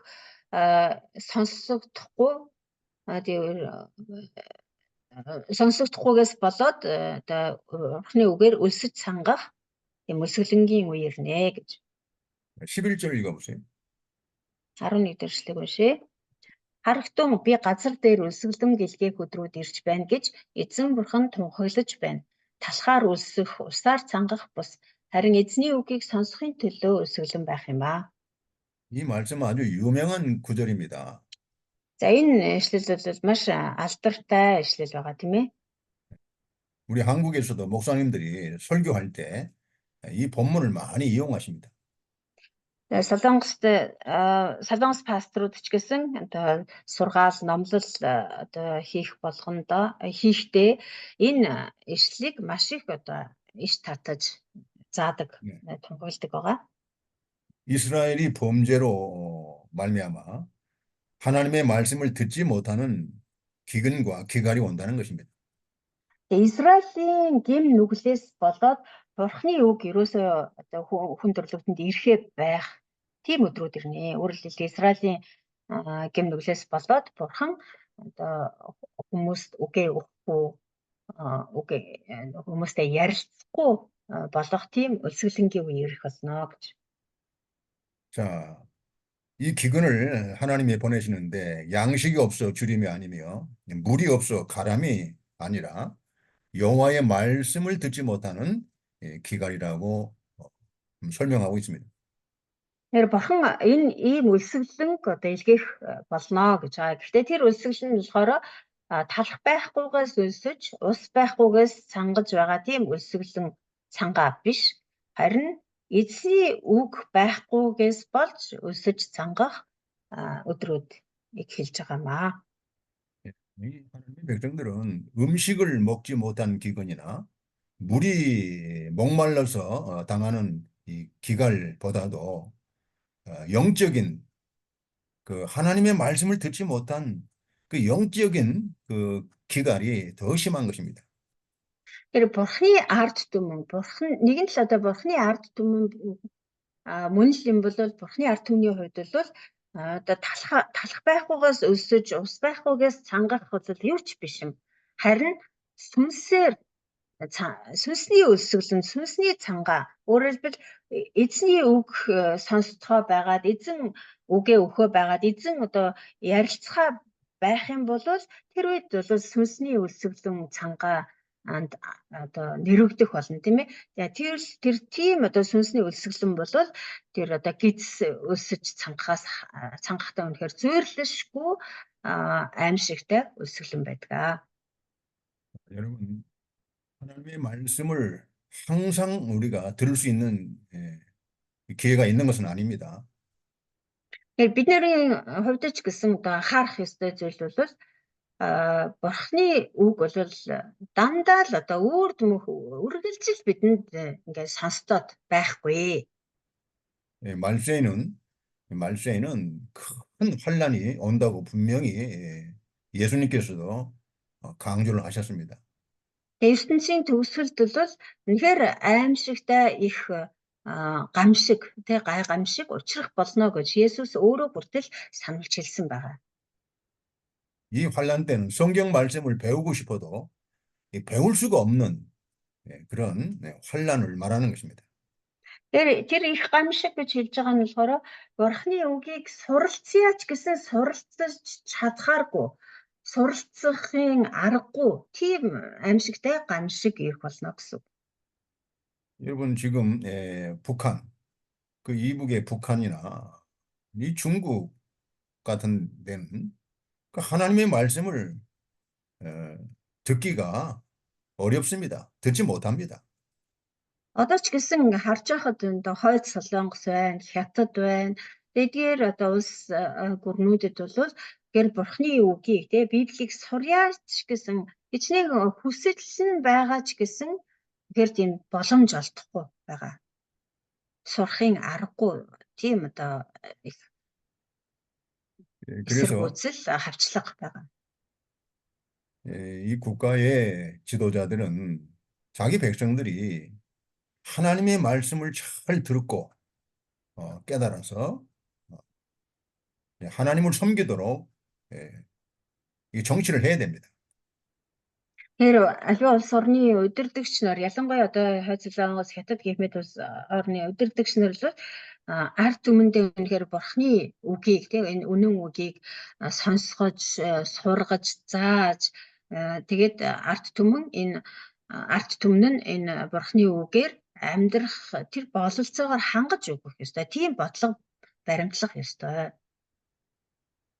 예, 이 하나님의 말씀을 듣지 못하는 백성들은 영적인 기근과 기갈을 만나서 그 영적인 큰 고통을 당하고 있는 것입니다. Тэгэхээр Бурхны үгийг одоо сонсож чадахгүй байгаа, Бурхны үгээр боомлогдож хавчигдаж байгаа тэр арт түмэн бол сүнсний хувьд бол асар их одоо тэр өсвөлэн цангасан байдалтай байдаг.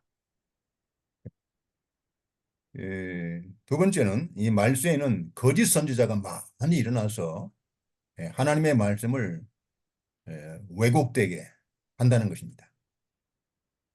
Тэгэхээр нөгөө эзний үгээр өсөж цангах тухай ярьж байгаа шүү дээ. Тэгэхээр нэгдүгээрт нь эзний үгээр өсөж цангана гэдэг бол юу хэлж байгаа гэхээр одоо ертөнд энэ Бурхны үгийг сонсож чадахгүй те хавчигдах ийм байдлыг хэлж байгаа. Хоёрдугаарт нь болохоор сурьяач гэсэн сурч чадахгүй тийм байдлыг хэлж байгаа. Хоёрдугаарт нь болохоор хуурамч иш үзүүлэгчд маш олноороо гарч ирээд тэгээ Бурхны үгийг мушгин гуйлах явдлууд олноороо тохиолдно. Энэ бол сүнсний өсөглөн цангалтанд хүргэнэ.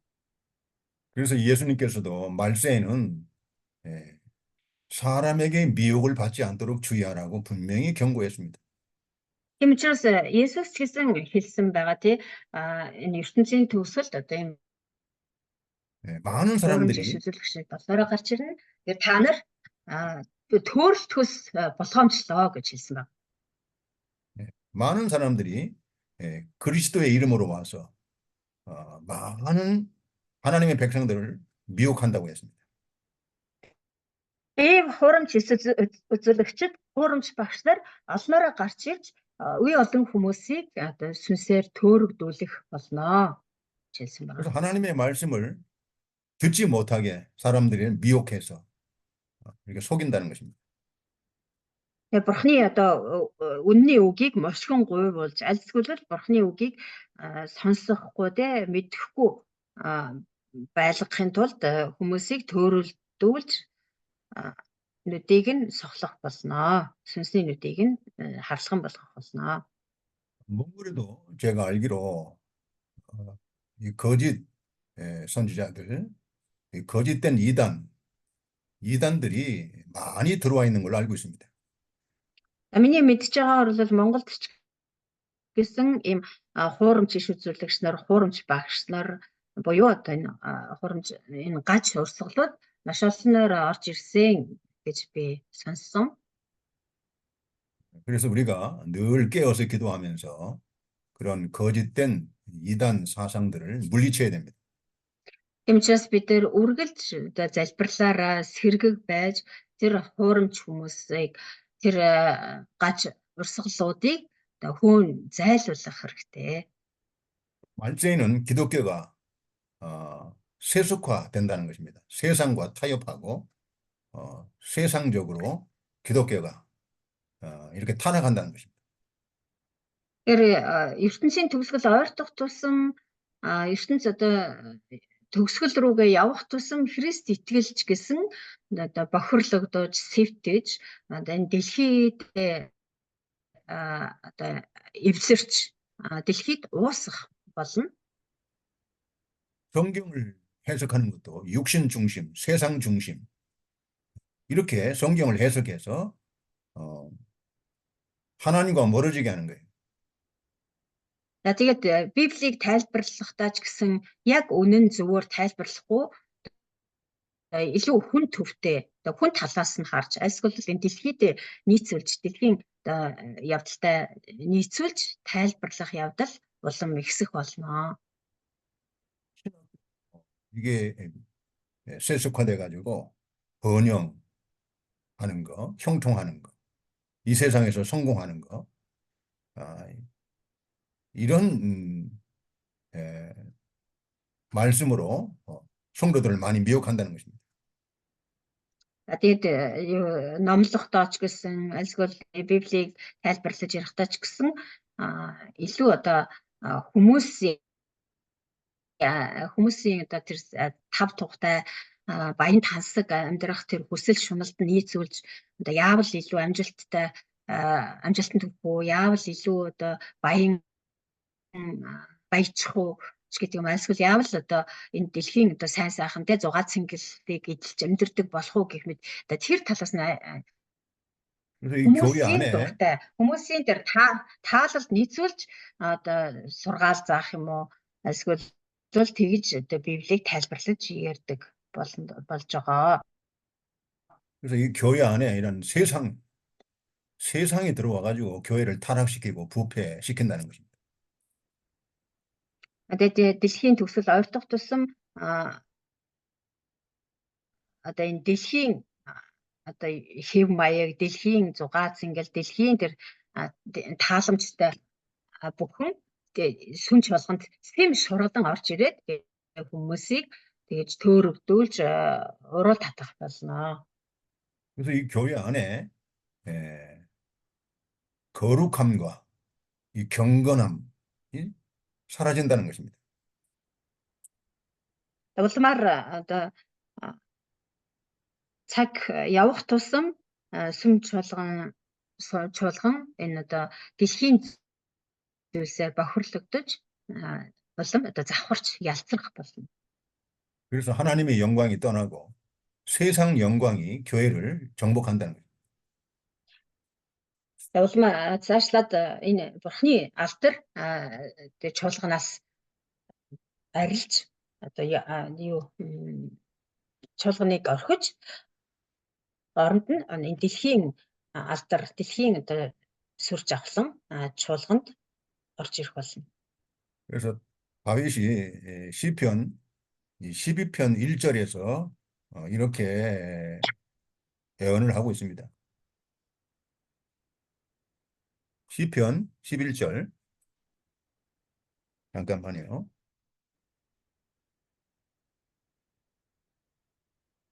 시편 11편 1절이에요.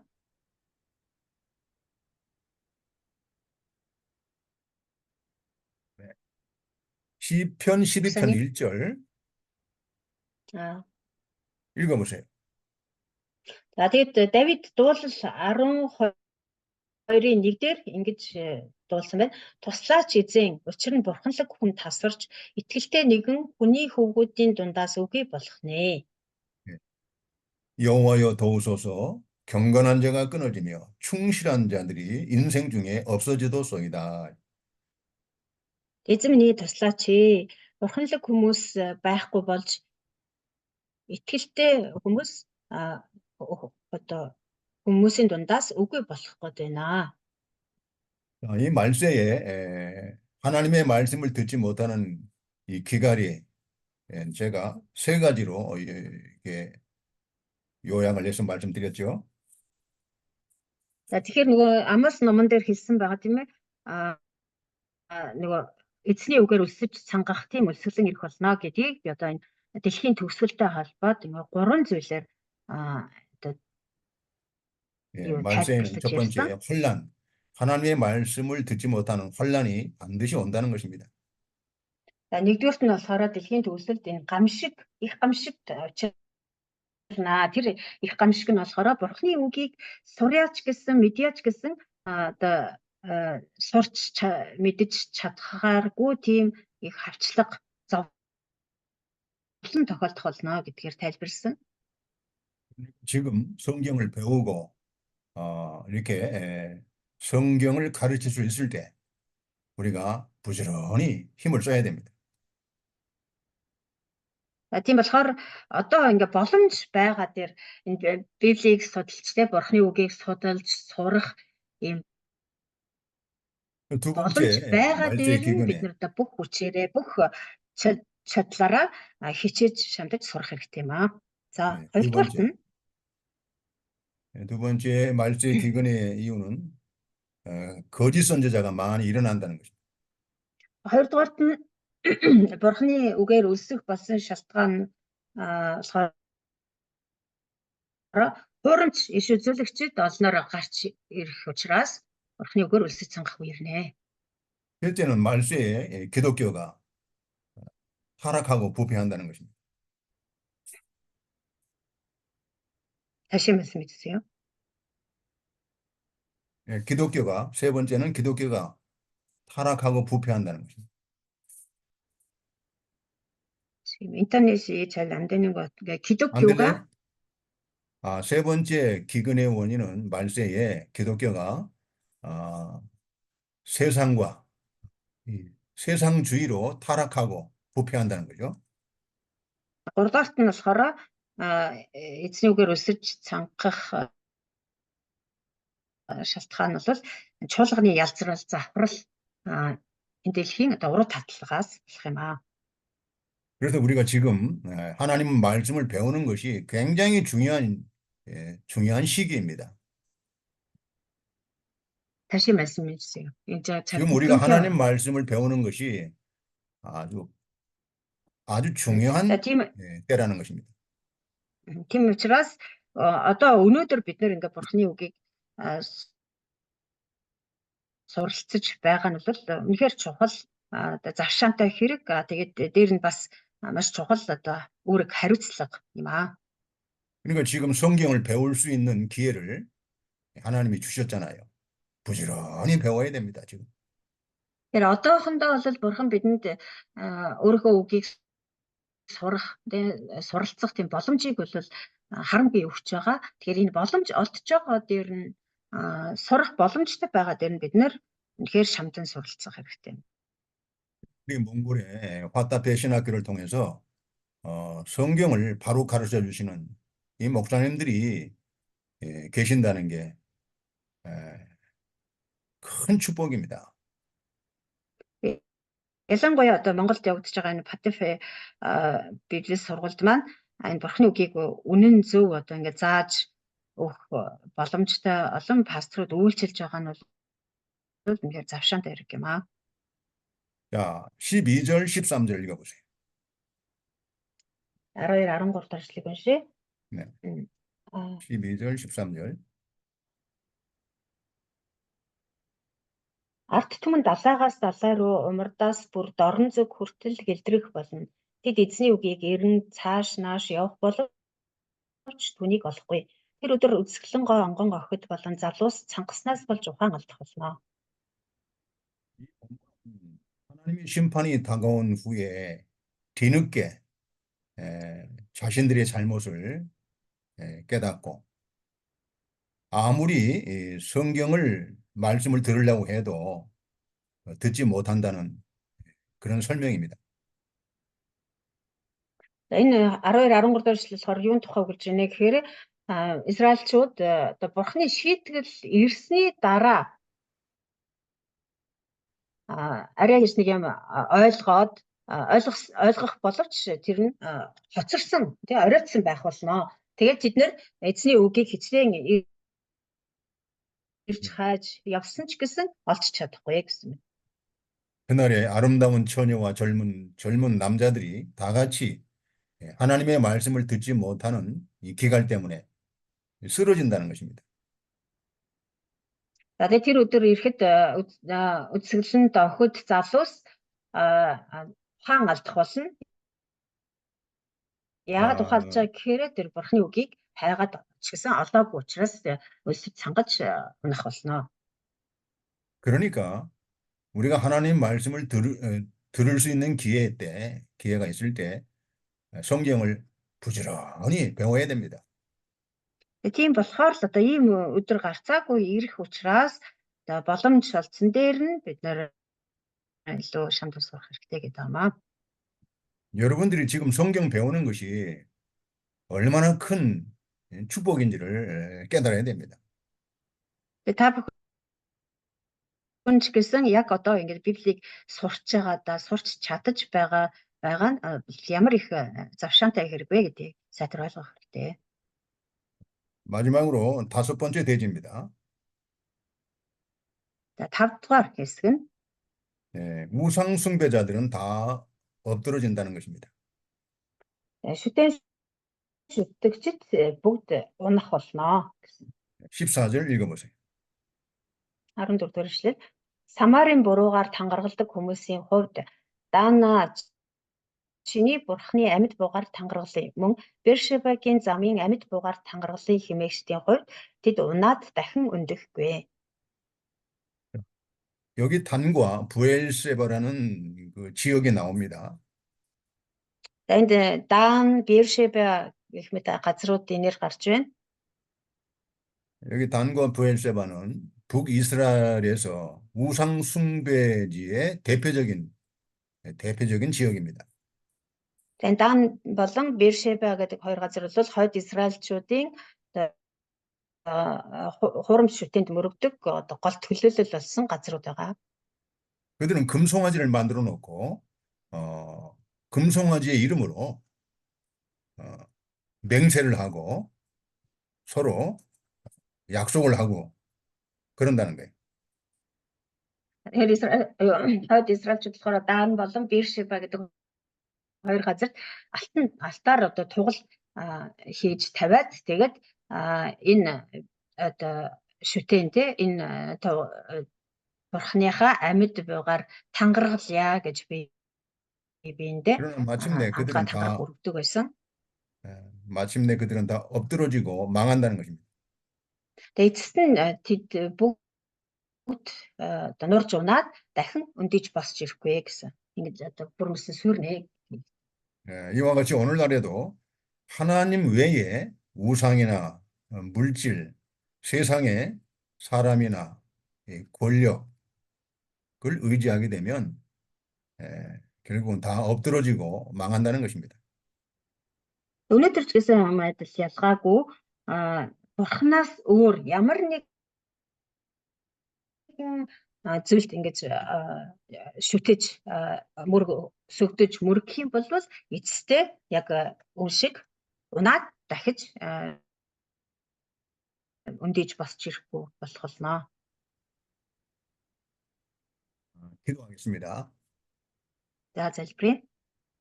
거룩하신 아버지 하나님 감사합니다. Ариун 말세에 бурхан 기근이 амны 온다고 танд 했습니다. баярлалаа. ертөнцийн төгсгөлд өсвөлэн болох болно гэж тайлсан. 말세에 가서는 하나님의 말씀을 듣지 못하는 이 기갈이 온다고 했습니다. Дэлхийн төгсгөл ойртох тусам бурхны үгийг сонсож чадахгүй, сурч чадахгүй өсвөлэн тохиолдох болно гэж тайлсан. 그러니 지금 우리가 성경을 배우는 이 시간이 얼마나 중요한지 깨닫게 해주시옵소서. Харин өнөөдөр бид нэр бурхан таны үгийг суралцаж, сонсож байгаа энэ цагууд хичнээн эрхэм чухал цагууд болохыг биднэрт үнэхээр ойлгуулж өгөөрэй. 그러니 우리가 하나님께 감사하는 마음으로 이 성경을 잘 배워서 많은 사람들을 가르쳐서 그들의 영혼을 살리는 사람의 영혼을 살리는 복음의 일꾼들이 다 되게 해주시옵소서. Бид нэр үнэхээр бурхан таны үгийг сонсох, таны үгийг суралцах энэ боломжтой байгаадаа үнэхээр чи сэтгэлээсээ талархаж тэд сурсан үнний үгийг илүү олон хүмүүст зааж сургаж сонсгодог таны ажилчид болоход татварлагаарай.